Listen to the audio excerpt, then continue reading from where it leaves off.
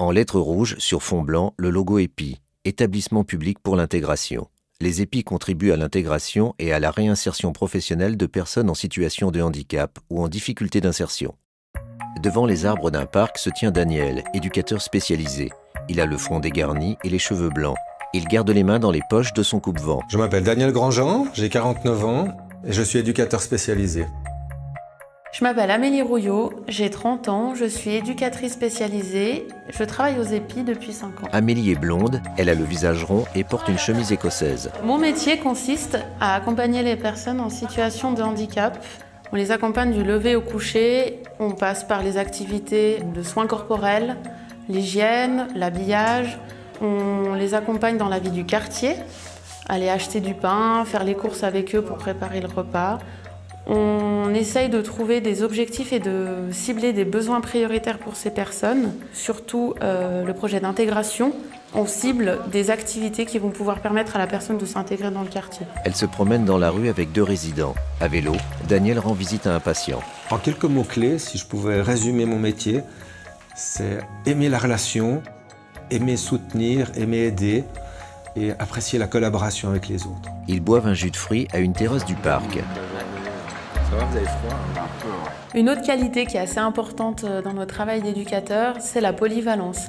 Par exemple, lorsque on aide une personne à s'habiller, on peut l'aider à choisir par exemple un pull. C'est pas simplement je lui donne un pull et puis je lui demande de choisir s'il préfère un rouge ou un bleu.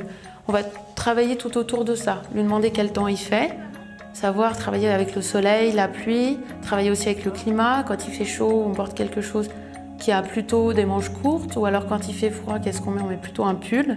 C'est aussi avoir cette fibre-là de pouvoir sauter sur tous les prétextes dans les activités de la vie quotidienne pour aider la personne à s'y retrouver et apprendre finalement à chaque instant. Elle tend une ardoise à un jeune homme. Il déchiffre. Que veux-tu faire au goûter? Alors ce qui est plaisant aussi dans ce métier, c'est que c'est un travail en équipe.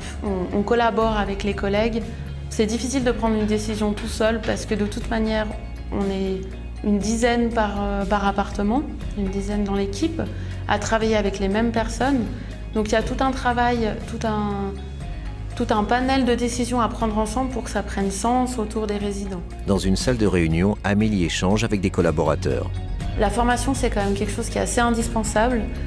On ne peut pas accompagner une personne en situation de handicap comme ça. Il y a des choses à apprendre, il y a des questions à se poser, il y a un sens à donner à ce qu'on fait. La formation nous aide à avoir ce schéma de pensée-là. Un train démarre. Daniel marche avec une femme le long du quai. C'est pas un métier qui permet de changer le monde, mais qui permet d'influencer positivement la vie d'une personne. C'est un travail merveilleux, mais qui a aussi ses exigences. Il faut du cœur et de l'intelligence. Sur un banc du parc, Daniel lit des documents avec son patient. Les 2 hommes s'éloignent vers les arbres. EPI, Établissement public pour l'intégration.